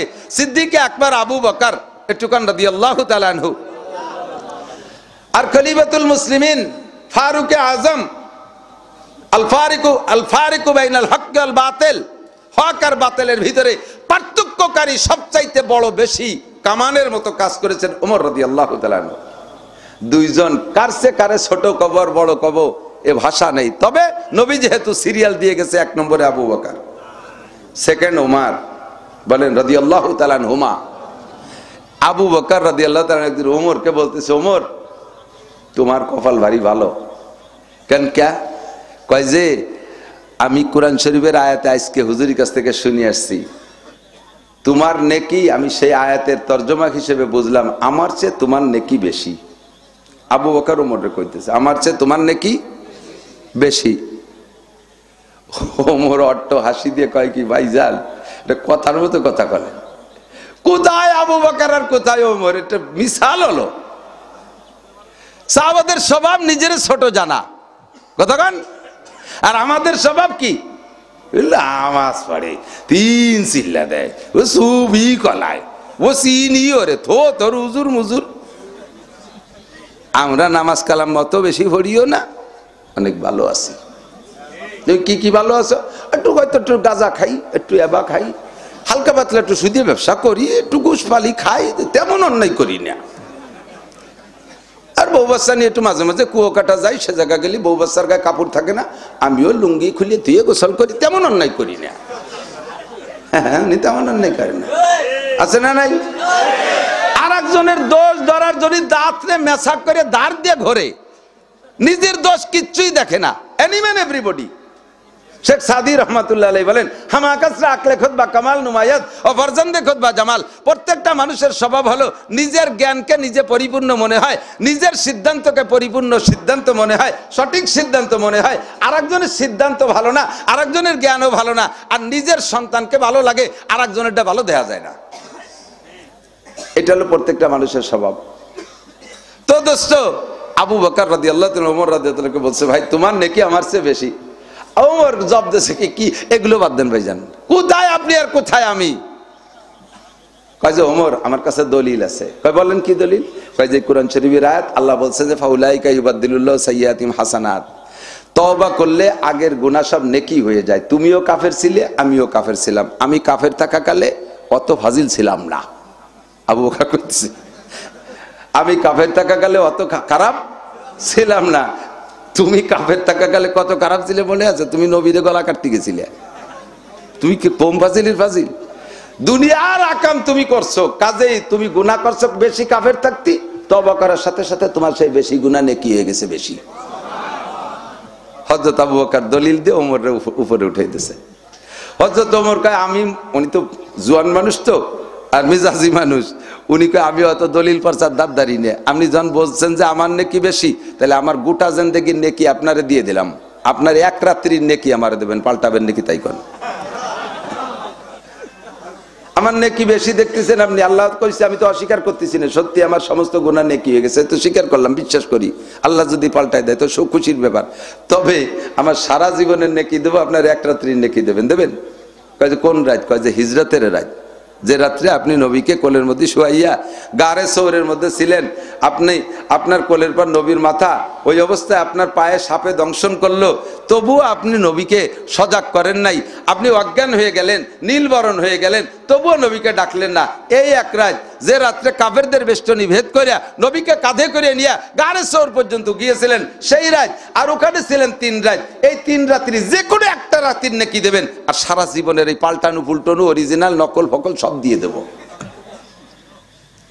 হযরত আবু বকর কে রাও শুনিয়ে নেই, ওই রাত্রি আমার কট্টর নেকি হয়েছে তা তো আমি জানি না, হুজুরের কাছে শুনিয়ে নেই, পাল্টাই আবার 100 পাল্টাই তো গিয়ে না যাই, যাইয়া হুজুরকে বলতেছে, হুজুর গনিমত সুযোগ একটা পাইছি, খুব চমৎকার সুযোগ একটা আসছে, হযরত ওমরের গোটা জিন্দেগির নেকি আমাকে দিয়ে দেবে, আর আমার এক রাত্রির নেকি দেব, পাল্টাবো হুজুর? হুজুর কয় দুইজনই তো আমার শ্বশুর, কারে ঠকাবো কারে জিতেবো, রাত কোনটা? কয় যে হিজরতের রাত। কয় সেটা আপনার ব্যাপার, তবে ওই রাত্রে আপনার কতটুকু নেকি হয়েছে তা তো আপনি জানেন না। কয় না জানি না বলে তো শুনতে এসেছি। কয় ওই রাত্রের এক রাত্রির নেকির পরিমাণটা শুনে নেন, খালি ওমর না, আপনি বাদে যত সাহাবা, কিয়ামত পর্যন্ত যত মোমেন মুসলমান আসবে, তাদের সারা জীবনের নেকি এক পাল্লায় রাখবে, আর আপনার ওই 3 রাত্রের যে কোনো এক রাত্রের নেকি আর এক পাল্লায়, আপনার ওই এক রাত্রির নেকি বেশি হয়ে যাবে। পাল্টাবেন না, পাল্টাবেন, আপনি দেখেন। হযরত ওমর, আবু বকর কয় না, পাল্টাপাল্টি হবে না, যার যার জায়গায় সেই থাও। কয় বুড়ো, এক বুড়ো 20 পুলাপান নিয়ে গান শুনতে যাচ্ছে, বড়রা বড়ই নাকি বলেন, কথা বলেন। এ বড়দের সাথে আমার একদল শিয়া ভাইরা আছে, এই বড় সাহাবায়ে কেরাম আবু বকর ওমর সম্পর্কে তারা সমালোচনা করে, কপাল পড়ছে আগুন ধরছে, শিয়ারা কাফের, বলেন শিয়ারা পুরো শিয়া কাফের, কাদিয়ানীরা কাফের, হিজবুত তাওহীদরা গোমরা। আমাদের গোপালগঞ্জে হিজবুত তাওহীদ বলে পয়দা হয়েছে, হিজবুত তাওহীদের সংগঠন, এদের নেতার নাম পাঙ্কু সেলিম। কি সেলিম? পাঙ্কু সেলিম। এদেশে গোবরডাঙ্গার সদস্য হুজুরি ধর্মে আমাকে ব্যাট বললো না, গোবরডাঙ্গার হুজুরি আমাকে হয় না, কোট মসজিদের হুজুর আমাকে, ভবানীপুরি হুজুর, চন্দ্রদিগেলে হুজুর, এতে মুসলিম এতিমখানা, সুলতান শ্রী মাদ্রাসা হুজুর, দেশ ভরে হুজুররা ধর্ম প্রচার করতেছে, তাতে ব্যাট ভরে না। কয় পাঙ্কু সেলিমের ভক্ত হইছে, মহিলা পুরুষে একসাথে মিশাইয়ে বাজাই কুজাইয়া নামাজ পড়ে, একটা বিটা একটা বিটি, একটা বিটা একটা বিটি, নামাজের মধ্যে একটা আলাদা আলাদা কিছু অনুভূতি, লাথ হইয়ে শোয়াই ফেলানোর দরকার, কতক্ষণ চরিত্র বিধ্বংসী কামান। এ যুবক, ভালো করে মনে রাখবি, হিজবুত তাওহীদ গুমরা, কাদিয়ানী গুমরা, শিয়ারা গুমরা, মাজার পূজারীরা গুমরা, সমস্ত খানকা দরবার ভণ্ড মাজার ভণ্ড পীরের আড্ডা যত আছে সব গুমরা, ঈমান বিধ্বংসী শয়তানের কারখানা। বেঁচে থাকতে যাইস না, যাইস না হিজবুত তাওহীদের কাছে। তোর কোন ধর্মে কম পড়ছে, কোনটুক কম পড়ছে, আয় আমার কাছে আয়, আমি তোদের ভাই, সারা বাংলাদেশ বলি চষে বেড়াই, আমার কাছে আয়, আমার কাছে বাধ্য।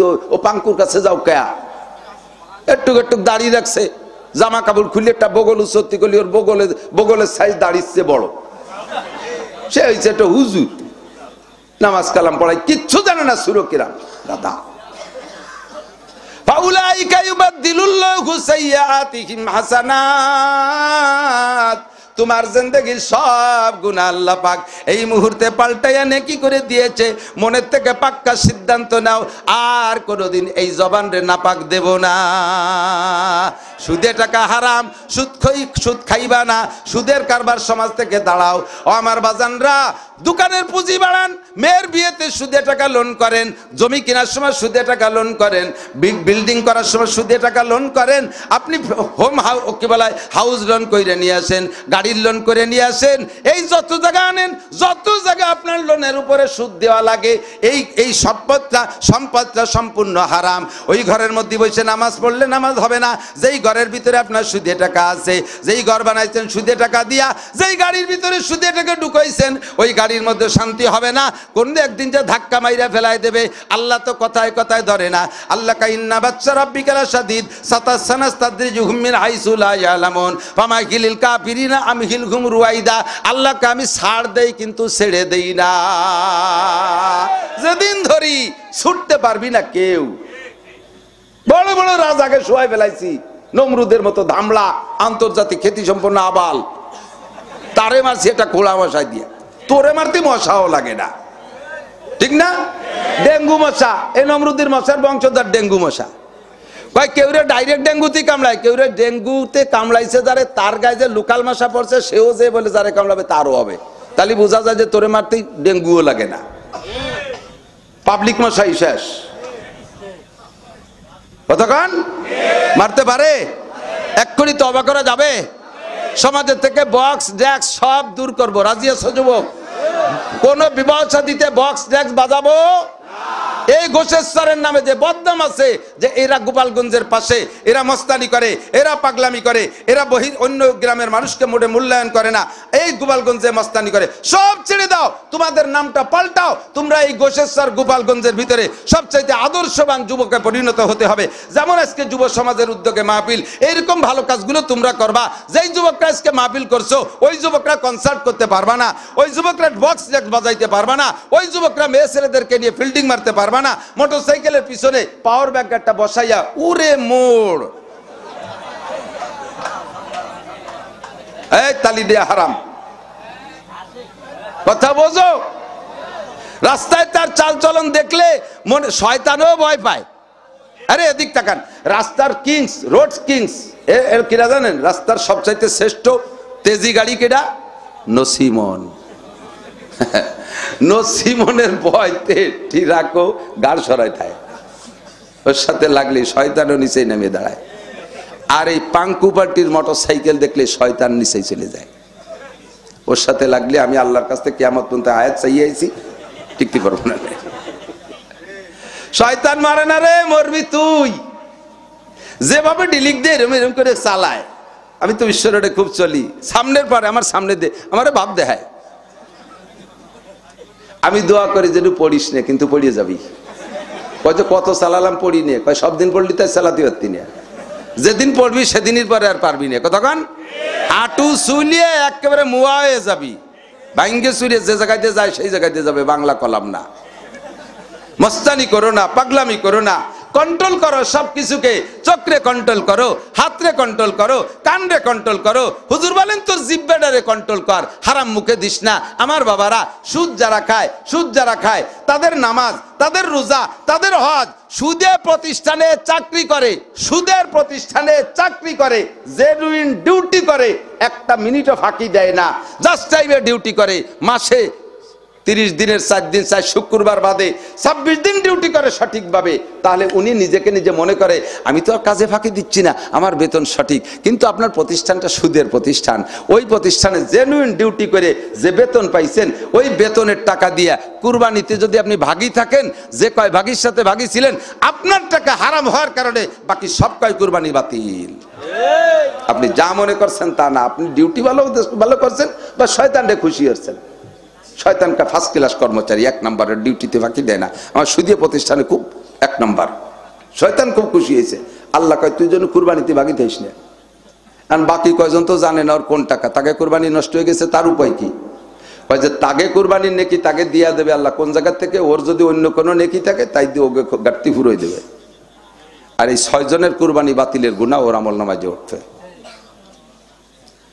হুজুরদের কাছ থেকে শুনছেন অবশ্যই, আমি আবারও রিপিট করি, 7 জন সুদখোর, আল্লাহ যে সুদখোরের কি ফজিলাত দেশে, কি মূল্যায়ন করে। 7 জন সুদখোরের নাম বাংলায়ও লিখে যদি গরুর গলায় ঝুলোই দেন, আইটিএলিটি বমিয়ত্তি নেমে চলে যায়। উই পোকা ঘরে থাকে না, সার পোকা দাস্ত বমি হয়ে চলে যায়। আল্লাহ, এদি শয়তানের চাইতে গন্ধ, টিকতেই পারে না সুদখোরের নামের এত কারামতি। আগে ছোটবেলায় ল্যাপের কোনায়, বালিশের কোনায়, মশারির কেনিতে, খেতার ভিতরে, চকির ভিতরে, চেয়ারের ভিতরে ফাঁকে ফাঁকে উড়স থাকতো, সারপোকা বসলি কুটকুট করে কামড়াতো, মনে আছে নাকি মুরব্বীরা? এখন কোনো জায়গা সারপোকা নাই, উড়স কোনো জায়গা নাই, গেল কোন জায়গা? উড়স মারা তো ওষুধও দিলাম না। 7 জনের কারণে যদি এক বাড়ির উড়স সাপ হয়ে যায়, আর প্রত্যেক বাড়ি বাড়ি হাজার হাজার সুদখোর, বাড়ি বাড়ি সুদখোর, গ্রামে গ্রামে সুদখোর, প্রত্যেক ফ্যামিলিতে সুদখোর, বেড়া, ক্যাডামস, কারিতাস, বিআরডিবি, স্বনির্ভর, জাগরণী চক্র, আশা, প্রশিকা, গ্রামীণ ব্যাংক, প্রত্যেক সমিতির সাথে গ্রাম বইরে জড়িত। এত সুদখোর দেশে থাকলে উড়ো সে কাজে তোরা থাক, আমরা ইন্ডিয়া চলে গেলাম। ওরা হিজরত করে ইন্ডিয়া চলে গেছে, এই জন্য উড়স নাই। তাই তো আমি ভাবছি কদিন মধ্যে উড়স গেল কোন জায়গা। আগে বড় বড় সরকারি মেশিন নিয়ে, মনে আছে নি মুরব্বীরা, ধুমো ধুমো ফেলা দিত বাড়ি উড়স মারামার, সেই একটা মেশিনও নাই, আবার উড়সও নাই, গেল কোন জায়গা? বলে সুদ খোরের দাপটে উড়স শেষ, সারপোকা শেষ। কতক্ষণ খাইস না, খাইয়েন না মুরব্বীরা, খেয়েন না, হারাম খেয়েন না, বাঁচবেন মরবেন না। জিন্দেগিতে আমি একটি পয়সা কোন সমিতির থেকে তুললাম না, কোন উলামায়ে কিরাম সমিতির সাথে জড়িত না। তারা কি আপনাদের সে কম খেয়ে আছে নাকি? হয়তো কোটিপতি হই নাই, হয়তো বা দামি গাড়িতে চলে না, বাকি না খেয়ে তো মরে নাই, সুখে শান্তিতেই আছে আল্লাহর রহমতে। মসজিদের ইমাম সাহেব কয়টা বেতন? আপনাকে যে মসজিদ, তাতে তো বেতনের বাপ ভালো থাকলো না মনে হয়। নতুন মসজিদ একদিন এটাও দালান হয়ে যাবে ইনশাআল্লাহ। আমাদের এই গোশেসারে আর সব মসজিদ দালান হয়ে গেছে না? প্রায় তো হয়ে গেছে, মনে হয় খুব একটা বাকি নাই। এটা কিয়ামতের আলামত। মাসাজিদুহুম মুতাআমিরাতুন ওয়া খারাবুন আনিল হুদা। মসজিদ হবে বড় বড়, কিন্তু মুসল্লি থাকবে না। অনেক মসজিদে এই সমস্যা ভুগতেছে, মুসল্লি নাই। আবার কোন কোনটা আছে সব বাড়ির ঘর বাড়ি সব ঠিক আছে, মসজিদি হালাত ভালো না। বাড়ি দামি পায়খানা, পায়খানা বানাইছে 3 লক্ষ টাকা দিয়া, মসজিদি ছাদ দেবে সে জায়গা টাকা চালি। হ্যাঁ পাইছে তো খালি আমারে, খালি উনারে পাইছে। আল্লাহ যদি খেপে রাইগে যায়, তোমারে আগায় ছাড়িয়ে দেবে। তোর পায়খানার মধ্যে 3 লাখ, আর আমার মসজিদের চাল দিয়ে পানি পড়ে, তোর ওই পায়খানা করতে দেবো না, তোর পোস্টিং করে দেবো। কিছুদিন থাকবি হাসপাতালে, তারপরে থাকবি জেলখানায়, ওই জায়গাতে মরে কবরস্থানে। তোরে বাড়ি আর রাখতে ঢুকতে দেবো না। পায়খানা বানায় মসজিদ বানাও না। দুনিয়ার সব জায়গার টাকা চলে, মায়ের খালি হুজুরির বেতন কত? 4000 টাকা। 4000 টাকায় কি হয়? এ জামানে 4000 টাকা বাঁচা যায়? মরাও যায় না, মূর্তিও 4000 টাকার বেশি লাগে। কতক্ষণ কাপড়ের কাপড়, বাঁশ টাস সবকিছু কিনিয়ে 4000 টাকা একক তো মরা হবে। মূর্তি হচ্ছে বেশি লাগে, হুজুরের চেয়ে বাঁচা তো দূরের কথা, মরারটাই দেবে না। ভালো করে জেনে নেন, মসজিদের ইমাম সাহেব, আমি আরো অনেক আগের থেকে বলি, বাংলাদেশ সরকারের সরকারি কর্মচারী কর্মকর্তাদের মধ্যে সবচাইতে বেতন বেশি পায় যে, তার চাইতে প্রত্যেকটা মসজিদের ইমামের বেতন 1 টাকা হলেও সম্মানই বেশি রাখতে হবে। কেন? সবচেয়ে বড় অফিসার যিনি, ধরে নেন বাংলাদেশের সবচাইতে বেশি বেতন পায় সরকারিভাবে মাননীয় প্রেসিডেন্ট, 2,06,000 টাকা। তো প্রেসিডেন্ট মহোদয়ের বাসভবনে আমি নামাজ পড়ে আসছি। আমাদের প্রেসিডেন্ট সাহেব, উনি নিজের কোরআন শরীফ অতটা শুদ্ধ করে পড়তে পারেন না। উনার কিরাতে উনার নামাজ হয় না। একক তো নামাজ পড়ার পরে যদি নামাজের কিরাত অশুদ্ধ হয়, নামাজ বাতিল, পড়লেও নামাজ খাতায় লাগবে না। বিনা হিসাবে আপনি ওই ওক্তের জন্য 2,88,00,000 বছর জাহান্নামে পড়বেন। একক তো নামাজ পড়ছেন, কিরাত অশুদ্ধ হওয়ার কারণে নামাজ হয় নাই, যার কারণে পুরন বেনামাজির গুনাহ আপনার আমল নামায় জমা হয়ে গেছে। আপনি এর কারণে এত বছর জাহান্নামে পড়বেন। আর ইমামের পিছনে পড়ার কারণে সুরা কিরাত পড়া লাগতেছে না, ইমাম সাহেব শুদ্ধ নামাজ আপনারে পড়াই দিল, আপনি 2,88,00,000 বছর জাহান্নাম থেকে বেঁচে গেলেন। তাহলে বোঝেন, দুনিয়ায় কোনো প্রেসিডেন্ট, কোনো মন্ত্রী, কোনো নেতা যদি আপনাকে বড় ধরনের কোনো মামলার থেকে বাঁচায় দেয়, আপনারা কয়েক গোষ্ঠী ধরে তার গোলামি খাটবেন জীবন ভরে, সারা জীবন তার প্রশংসা করবেন, তারে বিভিন্ন প্রকারে হাদিয়া দেবেন। গাছের প্রথম লাউডা হলি তারে দেবেন, প্রথম কুমড়োটা হলি তারে দেবেন, গাছের নারকেল বাড়িয়ে তারে আগে দেবেন, আগ গাছের আমগুলো তারে খাওয়াবেন, কারণ আমারে মামলার থেকে বাঁচাই দিছে। ভালো একটা চাকরি দিয়ে দিলে তারে হাদিয়া দেন। আর এই ইমাম সাহেব একা করতে 2,88,00,000 বছর জাহান্নাম থেকে বাঁচাই দিছে। বন্ধুরে, প্রেসিডেন্টও বাঁচাই দিচ্ছে ইমাম সাহেব, মন্ত্রীরও বাঁচাই দিচ্ছে ইমাম সাহেব, আমারও ওক্তে ওক্তে বাঁচাই দিচ্ছে ইমাম সাহেব। সেই ইমামের বেতন দিতে গেলে ফকিরে পয়সা থাকে না, অথচ 4 দোকানে ডেলি 200-300 টাকা নষ্ট করে। আছে না নাই? জায়গা মতো খরচ করেন, পয়সার স্বভাব আছে, পয়সারে জায়গা মতো খরচ না করলে ও জায়গা খরচ হয়ে যায়। পয়সা বাড়ি রাখতে পারি নেই, কেউ কোনোদিন পারবো না। জীবন ভরে যা কামাই হচ্ছেন, কের বাড়ি আছে? সবটা আছে কের কাছে? তো কিচ্ছু নাই। আমার তো বছরের শেষে এত মোটা কামাই করি, বছরের শেষে গেলে কিচ্ছুই থাকে না। ফিরে নতুন বছর শুরু হওয়ার আগে হাবাতি তালে তাই। পয়সা নাই, থাকবে না, চলেই যাবে, কিন্তু এই পয়সাটা খরচ করলেন কোথায়? জবাব দেওয়া লাগবে কি লাগবে না? ইমাম সাহেবের সম্মান করবেন। আর ইমামের সাথে আর এসে গেলে যখন দুই চারটে কথা, কষ্ট হচ্ছে আপনাদের? আমি কি অপ্রয়োজনীয় কথা বলছি? আমি বলে নিচ্ছি আপনারা আমার একান্ত আপন, যেটা যেটা আমার প্রয়োজন, এই এলাকায় প্রয়োজন, আল্লাহ আমার এখনই শিখিয়ে দেবে, আমি যা বলে দেবো আপনাদেরকে ইনশাআল্লাহ। ইমাম মানে নেতা। মসজিদের কোন মুসল্লি, সভাপতি হোক আর সেক্রেটারি হোক, ইমাম যতই ছোট হোক না কেন, মাদ্রাসার ছাত্র, তার সাথে তুই তুই করে কথা বলবেন না, ব্লাং নাম ধরে ডাকবে না। এ জামাল নামাজ পড়াও, এ জামাল ঘর ঝাড়ু দাও। ইমাম সাহেব মসজিদ ঝাড়ু দিতে পারে, তো তুমি কি? বা আমি মুতাওয়াল্লি, আমি সভাপতি, আমি সেক্রেটারি। এই টারি টুরি বাদ দেবা। মসজিদ ঝাড়ু দিলে আমলনামা থেকে সগীরা গুনাহ বিনা তওবায় সাফ হয়ে যায়। গুনাহ কি সব ইমাম করছে যে সে জাড়িয়ে জাড়িয়ে সাফ করবে? তোমার আমলনামায় গুনাহ নেই? আকামের গুরু, দুনিয়ার পানি মেরিয়ে খাচ্ছ, আবার মসজিদ ঝাড়ু দিয়ে হুজুর ঝাড়ু দিয়ে, তুমি কি এরবা?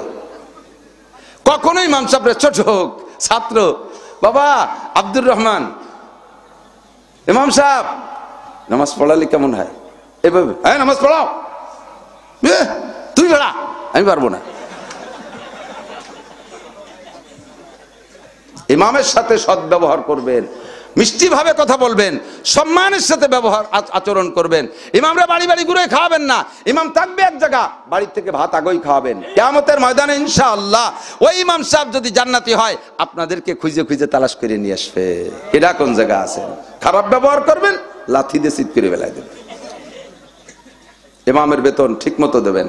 ইমাম সাহেবরা, আমি গেছিলাম মেলা দিন আগে, দাঁড়ে দাঁড়ে তো নলিয়েশ্বর, আর কব না, কোন পাড়াটা কব না, এই জায়গা গেছি প্রায় 20-25 ওয়াজের জামানা শুরু। এই সেই সময় এটে যাই, ভ্যানে যাই, যেভাবে পারি যাই। গেছি কোন জায়গার জন্য আসছি, ভারী কষ্ট হয়ে গেছে।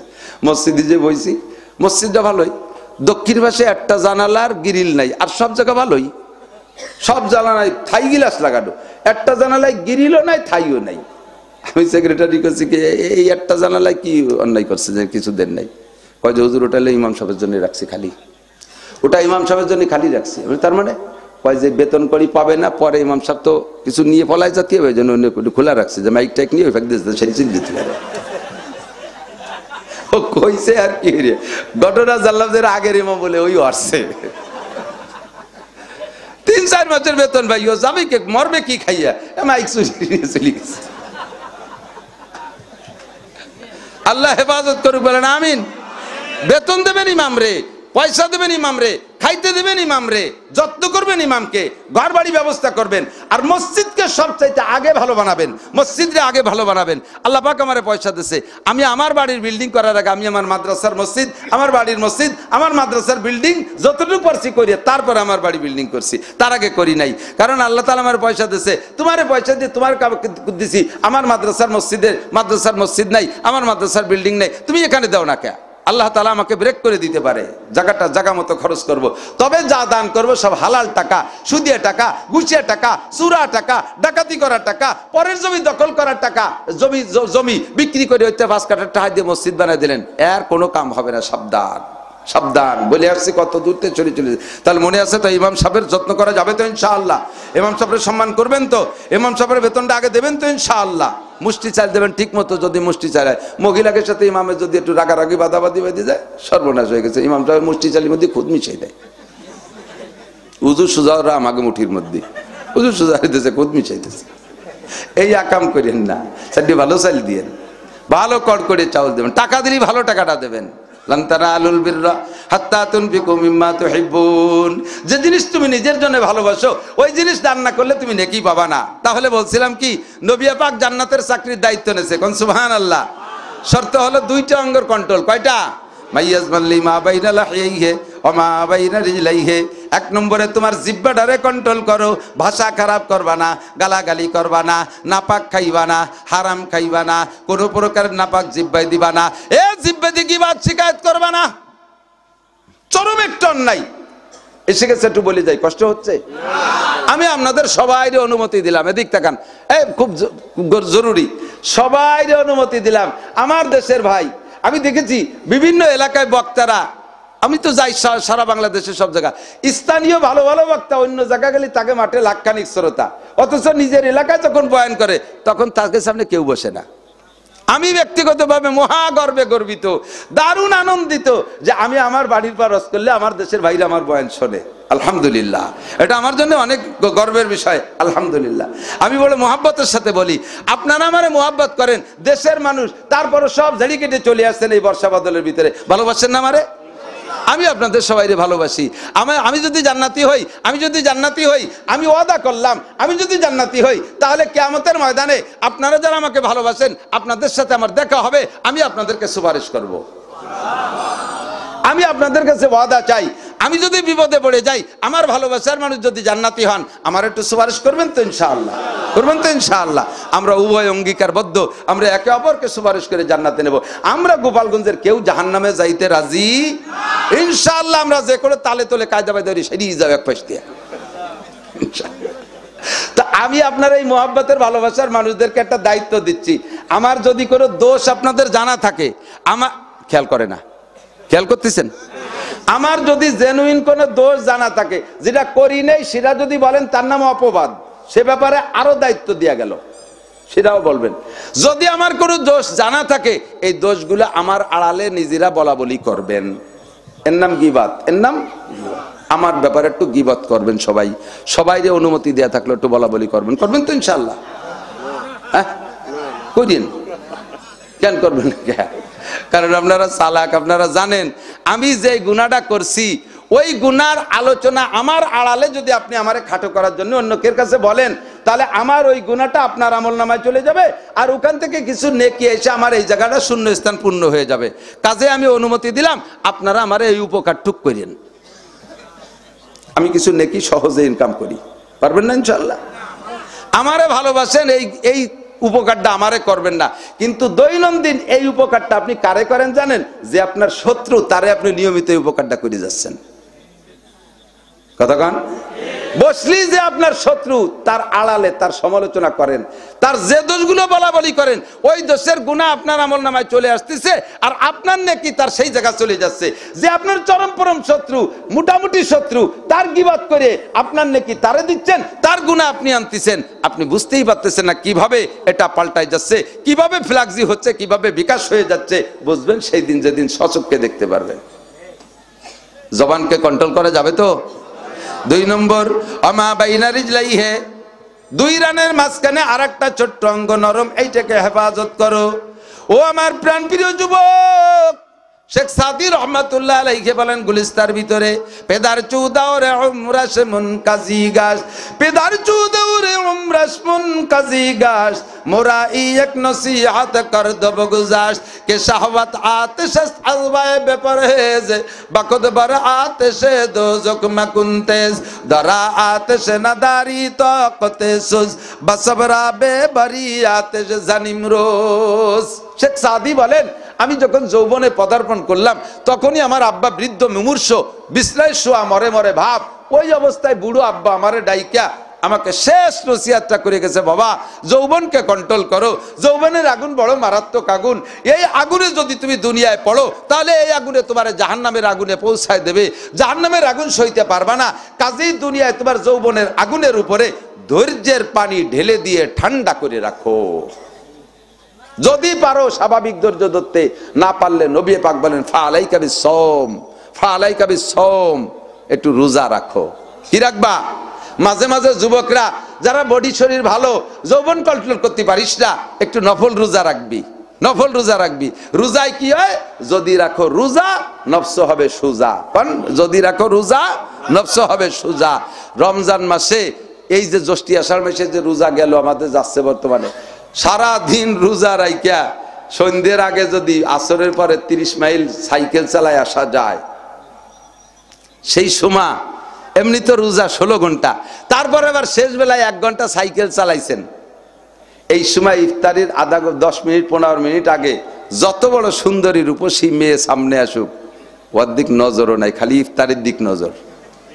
পানি কন্যে খাবো, পানি কন্যে খাবো, সে সময় বিটিকে কথা মনেই থাকে না। ঠিক না? এ হলো রোজা। আলাইকা বিসসাওম, নবী বলেন ফালাইকা বিসসাওম, রোজা রাখলে নফস সোজা হয়। যদি তুমি পারো না পারো তাহলে কমপক্ষে রোজা রাখো, তাহলে ইনশাআল্লাহ নফস কন্ট্রোল হবে। অন্যায়ভাবে তুমি কোনোভাবে যৌন চরিতার্থ করো না, ইনশাআল্লাহ সময় মতো ধরা খেয়ে যাবা। আল্লাহ সবাইরে হেফাজত করে বলেন আমিন। আল্লাহ সবাইরে হেফাজত করে কারণ আমিন। তাহলে আমরা এই যে কথাগুলো শুনছি, কথাগুলোর উপর আমল করতে পারবো তো ইনশাআল্লাহ? আল্লাহ পাক সবাইরে তৌফিক দান করে বলেন আমিন। সময় কয় বয়ান শেষ হয়ে যায়নি, মনে করছে শেষ হয়ে গেছে। আজকে রাত ভর দরকার হওয়া যাবে ইনশাআল্লাহ। 15 মিনিট খাবার পানি আছে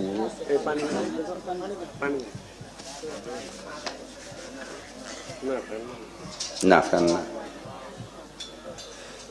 আলহামদুলিল্লাহ।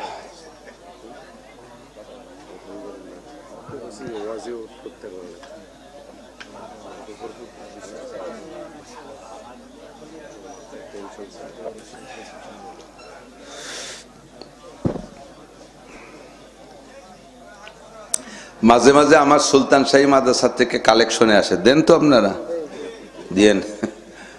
আরে কয় আর কথা, কানার কাছে 2 সহির কথা। বোর্ডিং এ সাইল ফুরে গেছে, সেই চিন্তে মাথা চুল উঠে যাচ্ছে। প্রত্যেক মাসে 3 টন লাগে।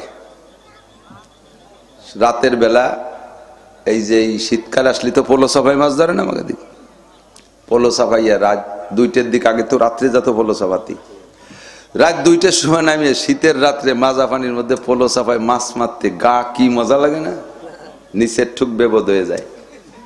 2-3 ঘন্টা পোলো সাফাই যদি এরকম দূরে তেল ওঠাই পায়, তাহলে শীত কিন্তু আরো বাড়িয়ে যায়, ঠিক না? আর যদি 2-3 ঘন্টা পোলো সাফাই এরকম বড় বড় শোল গজার 2-1টা বল মাছ পায়, তখন কিন্তু কোনো শীত অনুভব হয় না, ঠিক না? আবার উঠে আসার সময় যদি হালসি ছিঁড়ে বল মাছ কটা লাফ দিয়ে ছুটে চলে যায়, তখন কিন্তু স্টক করে মরার মতো। শীতকালে সবাই চাদর গাইতে বয়ান শুনবেন, আমাকে বক্তাকে শীতের সময় কান বেয়ে পানি পড়ে, যে কত পরিশ্রমের ব্যাপার। শরীরের সম্পূর্ণ শক্তি দিয়ে কথা বলা লাগে, পাশাপাশি ব্রেনকে কত অ্যাক্টিভ রাখা লাগে, একটার পর একটা কথা ফিরে ঘুরিয়ে জায়গায় চলে আসা, খুব সতর্ক থাকা লাগে। শিক্ষিত জনতা আছে, এলোমেলো কথা বললে তারা রাগ করে চলে যায়। সবাইরে গুছাই গাছায় রাখতে কঠিন ব্রেনের ব্যাপার। এত কষ্ট করার পরে যদি হাদিয়া তোফা কম হয়, শেষ হইতে উঠেই পার মতো ঠেয়। আবার পাই বড় বড়, সকালবেলা লাইফ দিয়ে ছুটে গেলে আরো খারাপ ঠেয়। মাদ্রাসায় যাওয়ার সাথে সাথে কয় এ হুজুরকে, হুজুর বাড়ি যাব, টাকা দেন। ও হুজুরকে আমি বাড়ি যাব। বোর্ডিং ম্যানেজার কয় হুজুর 1 টন চাউল আনছি, টাকা বাহি রয়েছে। বিদ্যুৎ বিল এলাকায় 31,000 টাকা বিদ্যুৎ বিল হয়েছে, টাকা দেন। এ যা কামাইরে যাই, দমাদম করে লাইফ দিয়ে ছুটে চলে যায়, শেষে স্টক করার মতো হয়ে যায়। কামাইয়েরই ভালো, কিন্তু টাকায় স্বাস্থ্য ভালো হয়, তা ভালো হয় না কেন? ধরে রাখতে পারি না, দরকার নাই আমার টাকা ধরে রাখার। আমার মাদ্রাসাটা কিছু ছিল না, আল্লাহ তাআলা অনেক সুন্দর একটা মাদ্রাসা দিয়েছে। গেছেন না আপনারা? অনেকেই তো গেছেন, আলহামদুলিল্লাহ।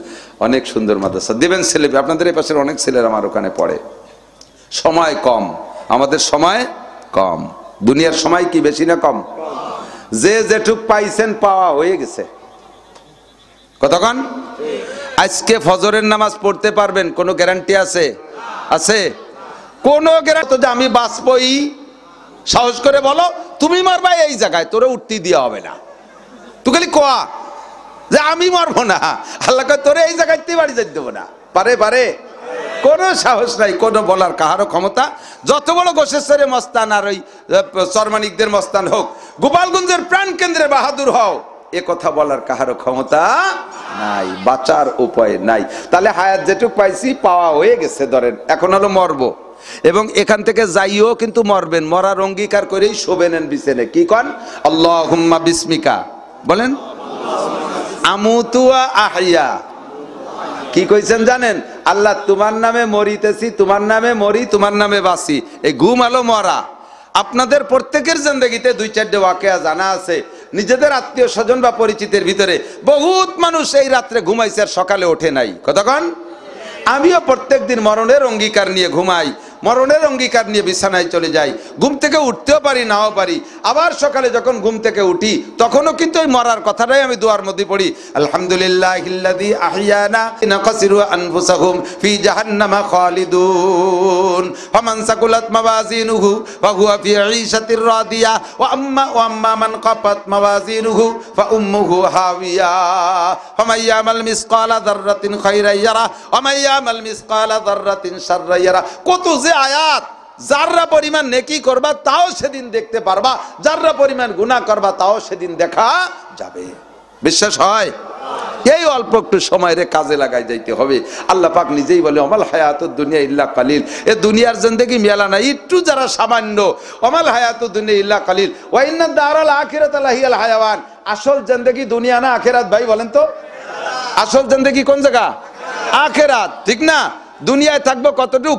যদি আপনি 70 বছরের হায়াত পান, আখিরাতের লম্বা ঘন্টা মিনিট সেকেন্ডের হিসাবে তুলনায় দুনিয়ার 70 বছরের হায়াত 3 সেকেন্ড।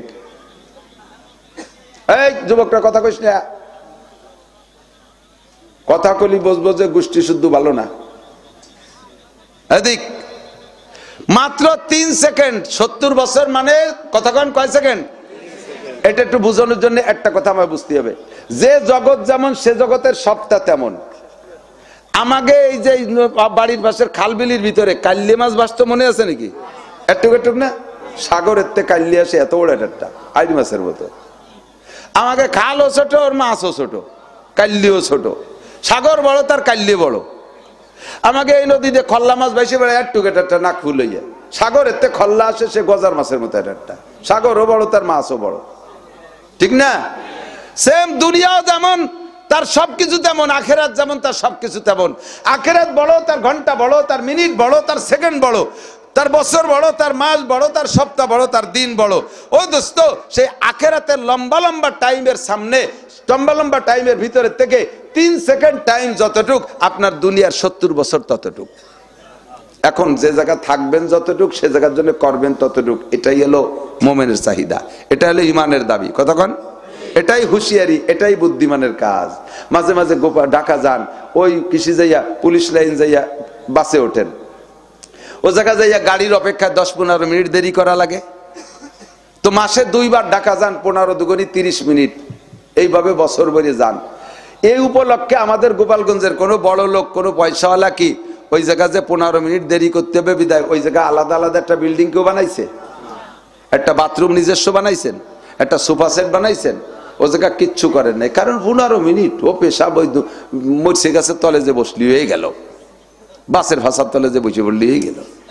ও 15 মিনিট, ওর জন্য চেয়ার টেবিলের কি দরকার? সে ব্যাগ ফাঁসার তলে তুই বসে থাকলে হয়ে গেল। এই বলে কিছু করে না। বানান কোন জায়গার জন্য? যে জায়গা নিজে কিছুদিন বসবাস করবেন, ছেলে মেয়ে নাতি নাতি বসবাস করবে। বিল্ডিং বানান সে জায়গার জন্য, বাথরুম বানান সে জায়গার জন্য, দামি দামি সবকিছু সে জায়গার জন্য। এটাই আপনার জ্ঞানের পরিচয় যে সত্যি আপনি বুদ্ধিমান। ও জায়গা বানান না। যদি ও জায়গা করে পয়সাওয়ালা একটা রুম বানায়, আমি এ জায়গায় রুম বানাও কা, আমি মাসে 2 দিন আসি, 15 মিনিট করে দেরি করি, এখানে আমার বাথরুমের দরকার হয়, এই জন্য একটা বিল্ডিং করতেছি, সুন্দর করে টাইলস করে একেবারে দামি দামি পাথর দিয়ে। সবাই বলবে কি তাহাই কামলায়, তাই না? পয়সা বেশি হয়ে গেছে, এখানে 15 মিনিটের জন্য বস্তা বই এটা আডাল দিছ, সবাই তারা ঠাট্টা পারবে না? তো এই কথা যদি সত্য হয়, তাহলে আপনার আখিরাতের সামনে দুনিয়া 3 সেকেন্ড। এর জন্য আপনার কি কি করার দরকার তাই করেন, আর আখিরাতের জন্য কি কি করার দরকার তাই করেন। আখিরাত লম্বা টাইম, নামাজ পড়বো, রোজা রাখবো, হজ করবো, যাকাত দেবো, ফরজ আদায়, ওয়াজিব আদায়, সুন্নত আদায়, তাহাজ্জুদ পড়বো, ইশরাক পড়বো, আমিন পড়বো, চাষ পড়বো, যাকাত দেবো, কুরবানি করবো, হজ করবো, মসজিদ করবো, মাদ্রাসা করবো, দান করবো, খয়রাত করবো। জীবনের সব ইনকামের মোটা অঙ্ক, জীবনের সম্পূর্ণ সময়ের মোটা অংশটা আখিরাতের জন্য খরচ করবো। এটা হলো জ্ঞানীর পরিচয়। কিন্তু আল্লাহ পাক সহজ করে দিয়েছে। আল্লাহ কয় নাসির তুমি ওভাবে আটকাইও না, অনলি একটাও নামাজ পড়বে না, শেষে সব তুমি উঠে আইটি চলে দিবে না। সহজে কও, আমি জি আল্লাহ কিভাবে বলবো? আল্লাহ কয় যে আমার স্বভাব হলো নেই কম দেই বেশি। আল্লাহ ন্যায় কম দেয় বেশি। আল্লাহ কয় দেখছো আমার 1 কেজি পাটের বীজ বুনই দাও, আমি 20 মণ পাট দেই। 1 কেজি পেঁয়াজের বীজ বুনই দাও, আমি 20 মণ পেঁয়াজ দেই। আমার 1 মণ ধান বুনই দাও, আমি 100 মণ ধান দেই। আমি নেই কম দেই বেশি। তোমারে 40 কোটি টাকা দিছি, 39 কোটি তুমি খাবা, আমার দিবা বছরে 1 কোটি। তোমারে 1 লাখ দিছি, 97,500 তুমি খাবা, আমার দিবা মাত্র 2,500 টাকা। আমি নেই কম দেই বেশি। তোমার জিন্দেগির 60 বছর 70 বছর হায়াতের ভিতরে থেকে পুরো জিন্দেগি তোমার কাছে ব্যবহার করবা, আমারে দিবা মাত্র 120 দিন, মাত্র 120 দিন দিবা আমারে, আর সবটা তুমি কাজে লাগাবা। বস সারা গোটা জিন্দেগির গড় হিসাবের সারা জীবনে সব তোমার, আমারে দিবা জীবন টোটাল একবারে 120 দিন, 3 চিল্লা 4 মাস। তাহলে 70 বছর বেশি না 4 মাস বেশি? কথা কয় না, 4 মাস বেশি। 70 বছর বেশি না 4 মাস বেশি? 70 বছর আপনারা দিয়েছে, আল্লাহ নিল মাত্র 4 মাস। হিসাব মনে রাখবেন, আল্লাহ নিয়েছে মাত্র কয় মাস? 4 মাস। 70 বছর আপনারা দিয়ে দিছে। 1 2 নম্বরে বছরে 365 দিন, আল্লাহ কয় 325 দিন তোমার, বছরে একটা চিল্লা 40 দিন আমারে দিবা বাৎসরিক হিসাবের থেকে। গোটা জীবনের থেকে 4 মাস, বছরের থেকে 40 দিন। তাহলে 40 দিন বেশি না 365 দিন বেশি? 325 দিন বেশি। 325 দিন আমারে দিয়েছে, আল্লাহ নেছে 40 দিন।